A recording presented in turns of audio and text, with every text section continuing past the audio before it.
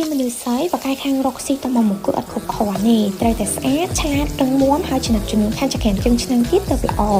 ដឹងថាបើយើងបកាយខាងរកស៊ីទៅមកមុខយើងមិនអាចមានពេលវេលាគ្រប់គ្រាន់ក្នុងការធ្វើម្ហូបអីទៀតទេតែយើងក៏គួរតែចេះដើម្បីសម្រាប់មនុស្សដែលយើងស្រឡាញ់ព្រោះវាជាក្តីសុខមួយផ្នែកក្នុងរង្វង់គ្រួសារចេះហើយអត់មានពេលធ្វើបើសារជាងមានពេលហើយអត់ចេះធ្វើសាកសម័យមើលបើយើងមានកូនឬប្តីក៏ឃ្លានអីហើយយើងធ្វើឲ្យពួកគាត់ញ៉ាំក្តីសុខមួយក៏កើនឡើងមកកម្រិតទៀតខ្ញុំអត់ដឹងអ្នកផ្សេងគាត់យ៉ាងម៉េចទេតែសម្រាប់ខ្ញុំពេលលឺមនុស្សដែលគាត់ឯងស្រឡាញ់ឃ្លានអីហើយយើងធ្វើឲ្យពួកគាត់ញ៉ាំ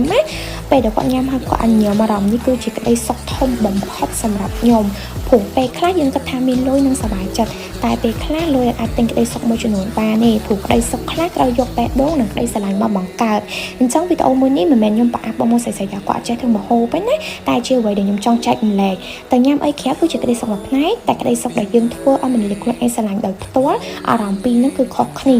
បើអត់ជឿបងមកអាចសាកធ្វើមើលពេលដែលលឺមនុស្សដែលយើងស្រឡាញ់តែសារថាឆ្ងាញ់ណាអារម្មណ៍ពីរហ្នឹងគឺជាក្តីសុខធំបំផុតអញ្ចឹងបងមកស្រីៗកុំភ្លេចការយើងចេះអីតិចតួចក៏